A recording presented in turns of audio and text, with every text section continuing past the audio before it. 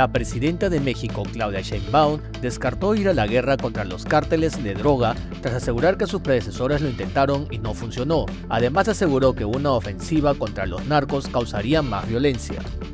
El Kremlin reconoció este domingo que está en contacto con el gobierno del presidente de Venezuela, Nicolás Maduro, en medio de la tensión por los ataques de Estados Unidos en el Caribe y el Pacífico y las maniobras militares cerca a la costa del país sudamericano.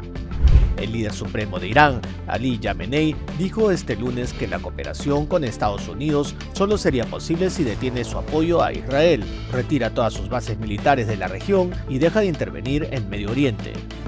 El presidente de Estados Unidos, Donald Trump, afirmó el domingo que países como Rusia o China han realizado pruebas subterráneas de armas nucleares que son desconocidas para el público y que Estados Unidos haría lo mismo.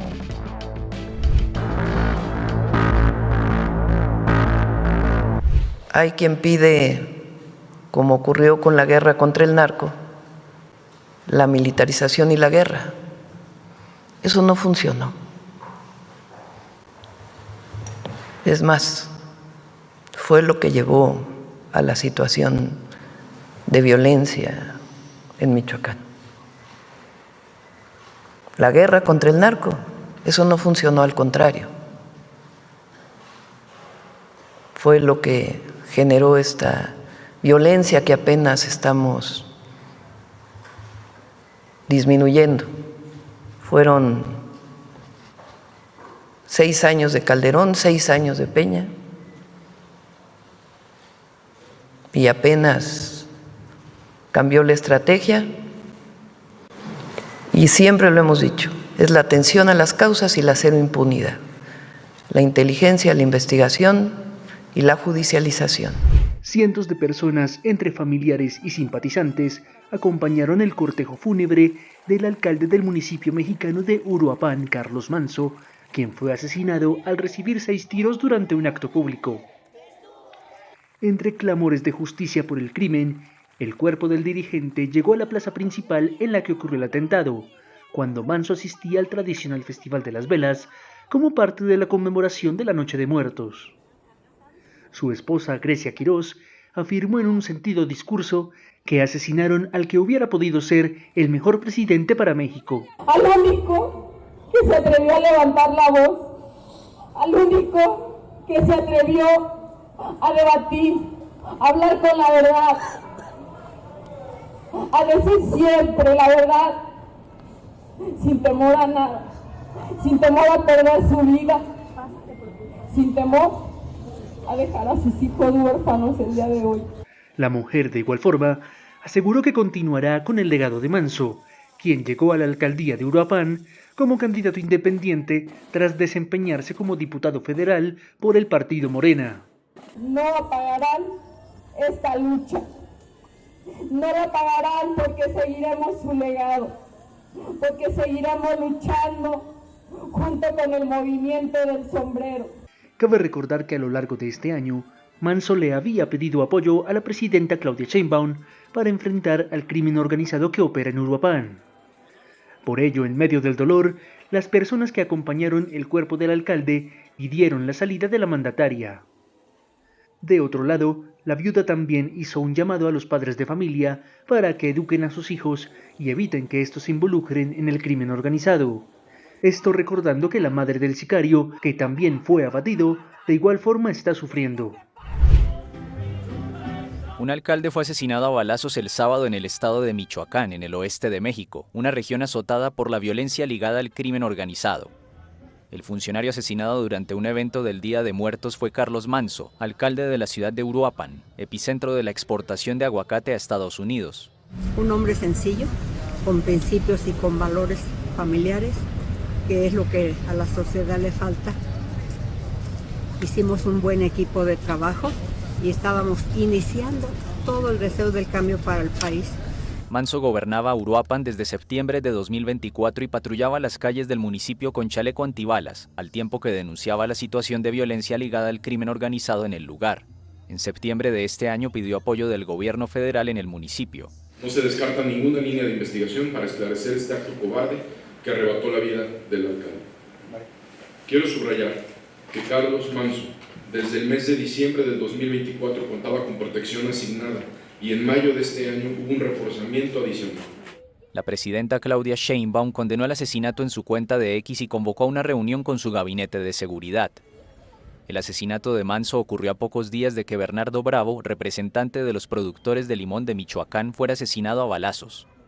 Bravo había denunciado en reiteradas ocasiones extorsiones a su gremio. Por años los productores tanto de aguacate como de limón en Michoacán han denunciado las extorsiones de parte del crimen organizado, llegando incluso a conformar grupos de autodefensa armados. En Michoacán operan bandas narcotraficantes como el poderoso cártel Jalisco Nueva Generación y la Nueva Familia Michoacana, designadas en febrero pasado como organizaciones terroristas extranjeras por el presidente estadounidense Donald Trump.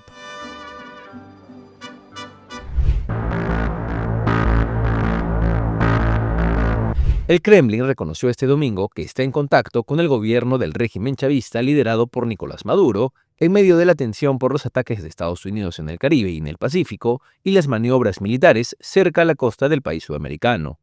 El portavoz de la presidencia rusa, Dmitry Peskov, aseguró que están en contacto con sus amigos de Venezuela, ante la consulta de la agencia TASS sobre un supuesto pedido de ayuda por parte de Maduro al mandatario de Rusia, Vladimir Putin, reportado por el Washington Post.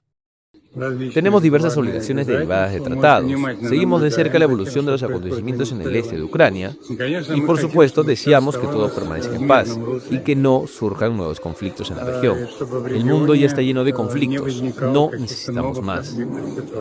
Según reveló The Washington Post, el líder venezolano habría solicitado apoyo no solo a Rusia, sino también a China e Irán, para reforzar las defensas de su país ante la presión creciente de Estados Unidos. Como se sabe, Rusia y Venezuela firmaron en mayo un acuerdo de asociación estratégica durante una visita de Maduro a Moscú. El pacto, que no ha sido publicado, amplía la interacción en áreas como la energía, minería, transporte y comunicaciones, así como en seguridad y lucha contra el terrorismo y extremismo, y fue promulgado en octubre por ambas partes, luego de haber sido aprobado por los congresos de los dos países.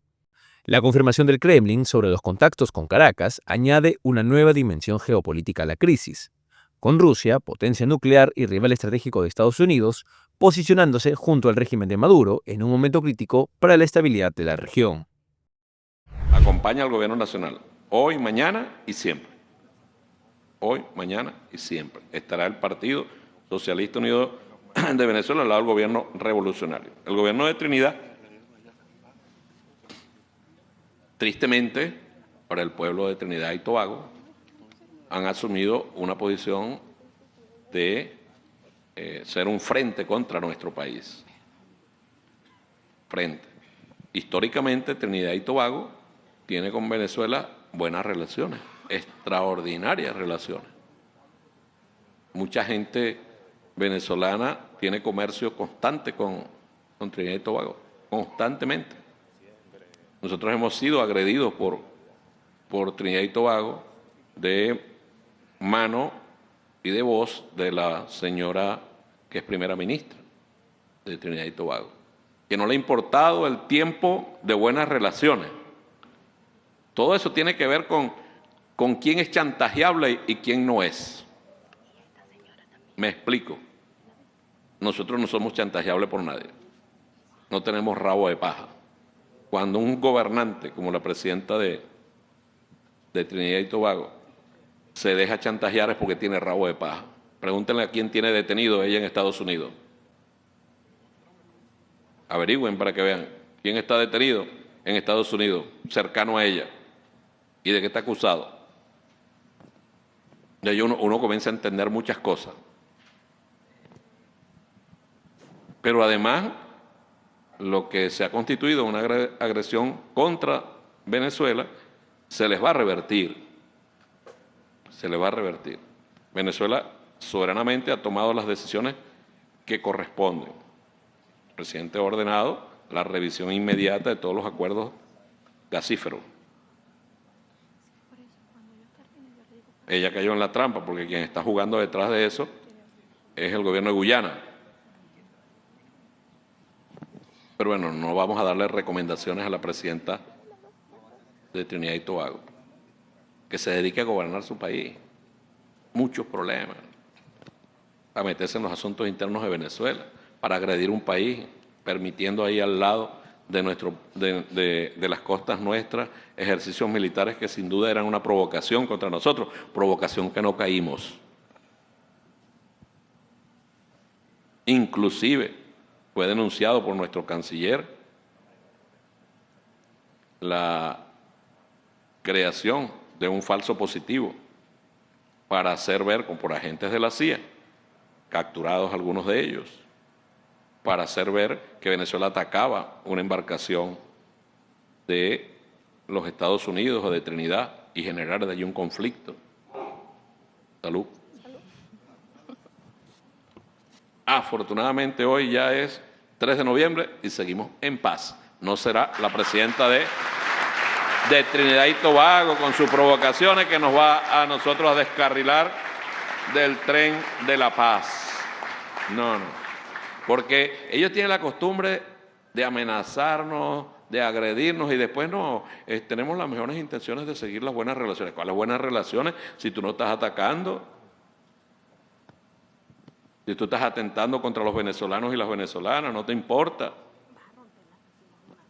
No les importa absolutamente nada. Bueno, Venezuela, como siempre, se reserva las acciones que correspondan. Ellos verán qué hacen con los venezolanos que están allá. Nosotros tenemos muchos trinitarios aquí, no les hacemos nada malo. Nada.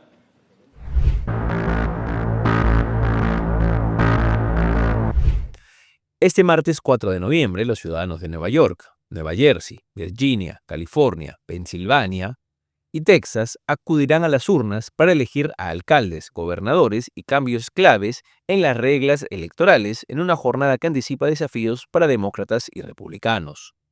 La jornada electoral ha ganado relevancia significativa para la administración Trump, pues precede a la carrera hacia las próximas elecciones legislativas. Nueva York deberá elegir entre Zohran Mamdani, impulsor de una agenda progresista centrada en la asequibilidad urbana, contra el exgobernador Andrew Cuomo como candidato independiente y el republicano Curtis Silva. En tanto, California decidirá el futuro de su sistema de distritos a través de la Proposición 50, que abre la posibilidad de reemplazar el actual modelo de comisiones independientes por mapas avalados por la mayoría de demócratas para los próximos ciclos electorales. Según CNN, la medida podría otorgar 5 curules adicionales al Partido Demócrata en la Cámara de Representantes y fortalece la figura del gobernador Gavin Newsom de cara a su proyección nacional. Texas, por su lado, irá a las urnas para renovar su representación tras la muerte de la congresista Sheila Jackson Lee, mientras que en Pensilvania, los ciudadanos deberán votar sobre la permanencia o no de los 3 jueces demócratas en la Corte Suprema Estatal. Las elecciones de esta semana probablemente marquen otro hito en la fragmentación de Estados Unidos, en bloques divergentes y cada vez más hostiles de estados demócratas y republicanos. Los resultados de este martes podrían extender un proceso que ha permitido a cada partido consolidar el control político sobre las vastas zonas del país, aumentando el conflicto entre los estados a un nivel no visto desde la era de los derechos civiles en la década de los 60 o incluso desde la guerra civil de hace un siglo atrás.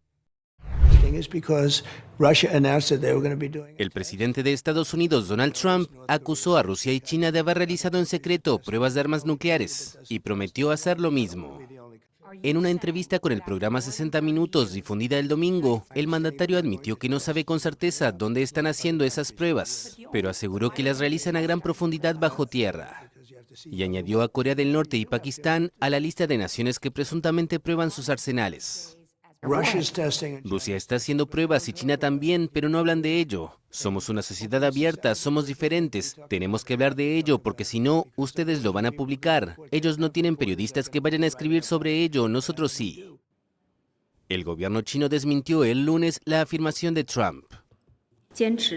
China siempre ha seguido la vía del desarrollo pacífico, ha aplicado una política de no ser el primero en utilizar armas nucleares, ha defendido una estrategia nuclear de autodefensa y ha cumplido su compromiso de suspender los ensayos nucleares. Trump anunció la reanudación de pruebas el jueves en redes sociales, minutos antes de entrar a una cumbre con el presidente de China, Xi Jinping, en Corea del Sur. Previamente, Rusia anunció que había probado un nuevo misil de crucero con propulsión nuclear, así como un dron submarino con propulsión y capacidad nuclear. El secretario de Energía de Trump minimizó el domingo que Estados Unidos estuviera planeando detonar una explosión nuclear y habló, en cambio, de pruebas de sistemas. Ningún país, aparte de Corea del Norte, ha realizado una detonación nuclear en décadas. Pete Hegseth, el secretario de Guerra de Estados Unidos, visitó este lunes la zona desmilitarizada que separa a las dos Coreas, pocos días después de la gira asiática del presidente de Estados Unidos, Donald Trump, durante la que finalmente no se reunió con el líder norcoreano Kim Jong-un. Lo hizo acompañado del ministro de Defensa de Corea del Sur, Ang Yu-bak. Ambos visitaron por la tarde el área de seguridad conjunta, según datos del Ministerio de Defensa surcoreano. Se trata de la primera visita común al área de seguridad conjunta dentro de la zona desmilitarizada, o DMZ como también se le conoce, en 8 años. En la visita ambos se encontraron con las tropas estadounidenses y surcoreanas estacionadas en la zona y allí recibieron un informe sobre la situación operativa del batallón conjunto en el área, reafirmando la firme postura de defensa conjunta. El viaje de Hegseth, que se extenderá por 2 días, llega tras la visita de Donald Trump a Corea del Sur la semana pasada, durante la cual expresó su disposición a reunirse con Kim, propuesta que no tuvo respuesta por parte de Pyongyang, que realizó una prueba de misiles crucero justo antes de la llegada del presidente estadounidense.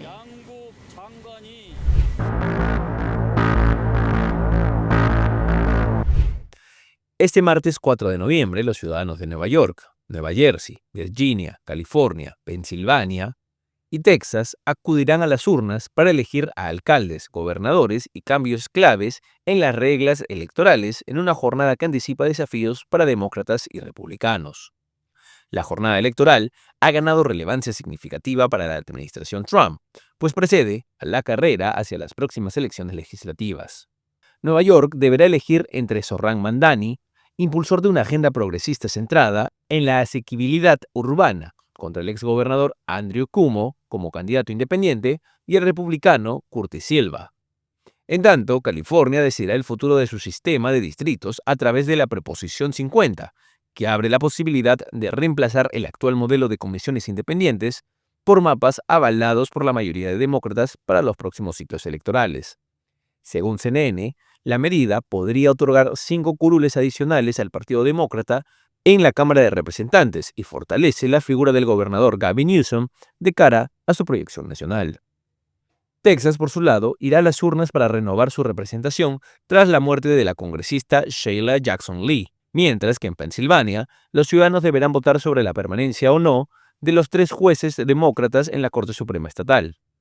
Las elecciones de esta semana probablemente marquen otro hito en la fragmentación de Estados Unidos, en bloques divergentes y cada vez más hostiles de estados demócratas y republicanos. Los resultados de este martes podrían extender un proceso que ha permitido a cada partido consolidar el control político sobre las vastas zonas del país, aumentando el conflicto entre los estados a un nivel no visto desde la era de los derechos civiles en la década de los 60 o incluso desde la guerra civil de hace un siglo atrás. Cientos de personas se reunieron en Nabatie, en el sur del Líbano, para despedir a 5 miembros de Hezbollah muertos en recientes ataques israelíes. 4 personas que, según afirma Israel, eran miembros de la élite Fuerza Radwan del movimiento islamista libanés, fueron asesinadas el sábado en un ataque aéreo israelí en Kafar Rumán. En el mismo distrito, un día antes, Israel informó haber matado a un oficial de mantenimiento de Hezbollah, que trabajaba para restablecer los sitios destinados a la infraestructura del grupo. En Jerusalén, el primer ministro israelí Benjamin Netanyahu defendió el operativo militar y afirmó que Hezbollah intenta rearmarse y resurgir. Por eso pidió al gobierno libanés que cumpla sus compromisos de desarmar al movimiento proiraní. Está claro que ejerceremos nuestro derecho a la legítima defensa en los términos del alto el fuego. No permitiremos que el Líbano se convierta en un frente renovado contra nosotros y actuaremos según sea necesario. A pesar del acuerdo de alto el fuego alcanzado hace un año con Hezbollah, Israel continúa atacando regularmente los bastiones del grupo en Líbano. El acuerdo se alcanzó después de meses de enfrentamientos, iniciados en octubre de 2023, tras el estallido de la guerra entre Israel y Hamás en Gaza. Al final de 2 meses de guerra abierta entre Hezbollah e Israel, el grupo libanés quedó severamente debilitado y llegó a perder a su líder histórico, Hassan Nasrallah, muerto en un ataque aéreo en Beirut en septiembre de 2024. Estados Unidos ha presionado a las autoridades libanesas para desarmar al grupo, un plan al que el movimiento islamista y sus aliados se oponen, citando entre otros motivos la presencia continua de Israel en el sur del territorio. Siete países musulmanes se reunieron el lunes en Estambul para discutir el futuro de Gaza. Tras el encuentro en el que participaron Arabia Saudita, Qatar, Emiratos Árabes Unidos, Indonesia, Jordania, Pakistán y Turquía, pidieron que el territorio sea gobernado exclusivamente por palestinos y rechazaron cualquier forma de tutela externa.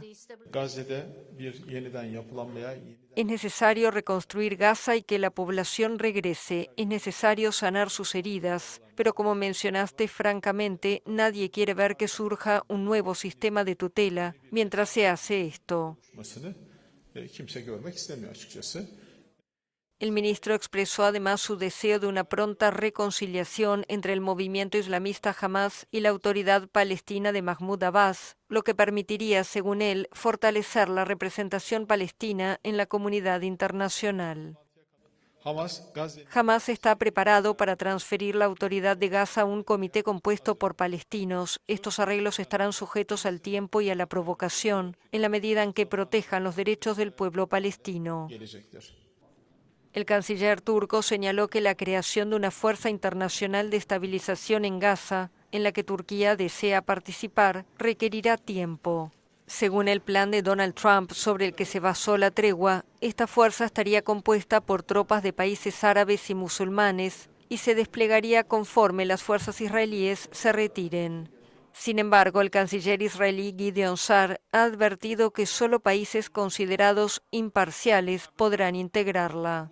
Israel considera a Turquía demasiado cercano a Hamás y ha expresado en varias ocasiones su rechazo a que Ankara participe en la fuerza de estabilización. Como muestra de la desconfianza, un equipo turco de rescate enviado para colaborar en la búsqueda de cuerpos en Gaza sigue esperando autorización para entrar al territorio palestino, según Ankara.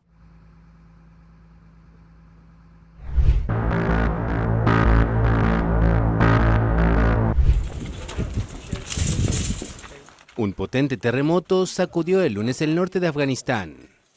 Las autoridades informaron que al menos una veintena de personas murieron y más de medio millar resultaron heridas por el sismo de magnitud 6,3 ocurrido durante la madrugada.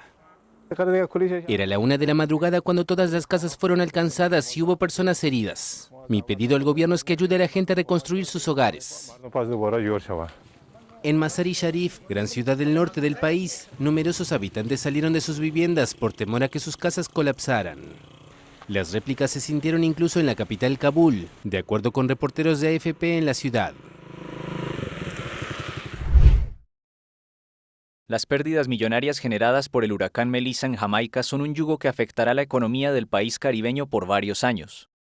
Así lo afirmó el domingo Nahuel Arenas, jefe de la Oficina de las Naciones Unidas para la Reducción del Riesgo de Desastres para las Américas y el Caribe, con sede en Panamá. Arenas aseguró que las pérdidas económicas son del valor del PIB anual de Jamaica, que en 2024 fue de casi $20.000 millones para un país de 2.800.000 habitantes, según el Banco Mundial.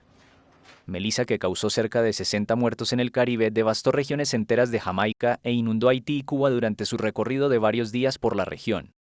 El huracán ha sido el más potente en tocar tierra en 90 años y golpeó Jamaica como un fenómeno de categoría 5, la máxima de la escala Saffir-Simpson, con vientos de unos 300 kilómetros por hora. Según un balance comunicado el sábado por el primer ministro Andrew Holness, Melissa causó en Jamaica al menos 28 muertos. El secretario general de la ONU, Antonio Guterres, hizo un llamado a la movilización de recursos masivos para enfrentar las pérdidas y los daños causados por el huracán, según dijo el domingo su portavoz. Arenas también destacó que una tormenta puede pasar a un huracán de categoría 5 de 24 a 48 horas a causa del cambio climático. Según el funcionario de la ONU, desde el año 2000 se producen unos 90 fenómenos climáticos extremos por año en América Latina y el Caribe.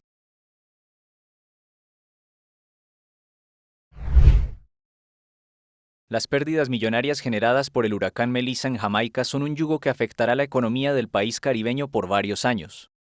Así lo afirmó el domingo Nahuel Arenas, jefe de la Oficina de las Naciones Unidas para la Reducción del Riesgo de Desastres para las Américas y el Caribe, con sede en Panamá. Arenas aseguró que las pérdidas económicas son del valor del PIB anual de Jamaica, que en 2024 fue de casi $20.000 millones para un país de 2.800.000 habitantes, según el Banco Mundial. Melissa, que causó cerca de 60 muertos en el Caribe, devastó regiones enteras de Jamaica e inundó Haití y Cuba durante su recorrido de varios días por la región. El huracán ha sido el más potente en tocar tierra en 90 años y golpeó Jamaica como un fenómeno de categoría 5, la máxima de la escala Saffir-Simpson, con vientos de unos 300 kilómetros por hora. Según un balance comunicado el sábado por el primer ministro Andrew Holness, Melissa causó en Jamaica al menos 28 muertos. El secretario general de la ONU, Antonio Guterres, hizo un llamado a la movilización de recursos masivos para enfrentar las pérdidas y los daños causados por el huracán, según dijo el domingo su portavoz. Arenas también destacó que una tormenta puede pasar a un huracán de categoría 5 de 24 a 48 horas a causa del cambio climático. Según el funcionario de la ONU, desde el año 2000 se producen unos 90 fenómenos climáticos extremos por año en América Latina y el Caribe.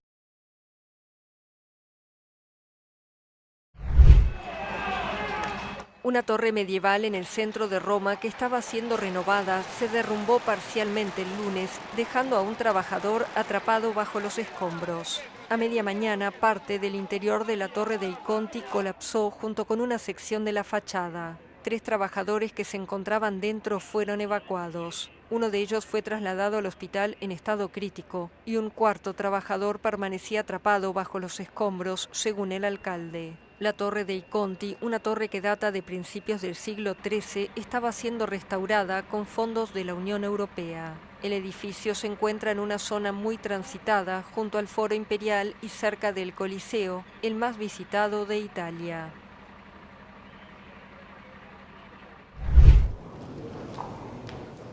El presidente de la región española de Valencia anunció el lunes su dimisión, un año después de las inundaciones que mataron a 229 personas. Carlos Manzón ha sido blanco recurrente de insultos por parte de las familias de las víctimas, que lo acusan de haber desaparecido de la gestión de la catástrofe. Miles de manifestantes han participado en las protestas mensuales que desde la tragedia tenían lugar en Valencia para exigir su renuncia. Les puedo asegurar que por voluntad personal habría dimitido hace tiempo. Ha habido momentos insoportables para mí, pero sobre todo para mi familia. Manzón, del Partido Popular, dijo haber sido víctima de una campaña brutal y acusó al gobierno central del socialista Pedro Sánchez de haberle escatimado ayuda para perjudicarlo políticamente. El día de las riadas, el presidente regional estuvo desaparecido 6 horas almorzando con una periodista. Durante ese tiempo, su gobierno se demoró en enviar un mensaje de aviso a los ciudadanos, que según afirman, hubiera podido salvar vidas. Yo debía haber tenido la visión política de cancelar mi agenda y desplazarme hacia allí. Según una encuesta publicada hace exactamente una semana por los diarios ABC y Las Provincias, el 75% de los valencianos querían su dimisión.